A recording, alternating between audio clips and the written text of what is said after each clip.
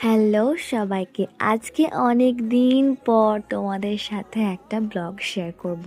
যা ঠান্ডা পড়েছে, আশা করি তোমরা সবাই খুব ভালো আছো আর আমিও খুব ভালো আছি। কি আমাদের প্ল্যান ছিল পুরোই অন্যরকম আর হয়ে গেল পুরোই অন্যরকম। তাই দুঃখের সঙ্গে মোমোর দোকানের সামনে দিয়ে যেতে গিয়ে ভাবলাম একটু মোমো খেয়ে নিই। আর এই যে মোমো খেয়ে সব দুঃখ একদম ভুলে গেলাম।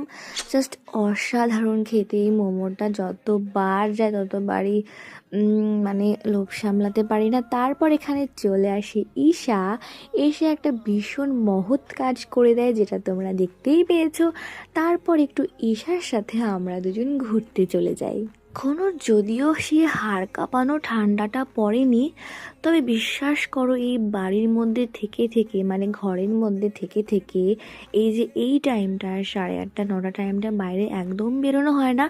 বেরিয়ে এত ঠান্ডা লাগছিল ভাই, মনে হচ্ছিল আমি বাড়িতেই ভালো থাকি আর বেরোবই না। এখানে একটু আমি আর আমার বন্ধু একটু ঠান্ডা অনুভব করছিলাম, বেশ মজাও লাগছিল। দেখো এমন ভাব করছি যেন ঠান্ডায় মরে গেলাম। সিরিয়াসলি আমার খুব ঠান্ডা লাগছিল, কেন জানি না, হয়তো আমার বেশি ঠান্ডা লাগছিল, হতেও পারে। তারপর আমাদের ডেস্টিনেশন ছিল বিরিয়ানির দোকান। তো বিরিয়ানির দোকানে আমরা পৌঁছে যাই, আমাদেরকে এই ঈশা নিয়ে যাচ্ছে। এই এই গেল গেল গেল গেল যা, বাপ রে বাপ, জীবন হাতে করে আমরা বিরিয়ানির দোকানে পৌঁছে গেছি। তারপর স্কুটি থেকে নেমেই দেখি কি কাণ্ড, ঈশার চুল পুরো কদম ফুলের মতো হয়ে গেছে।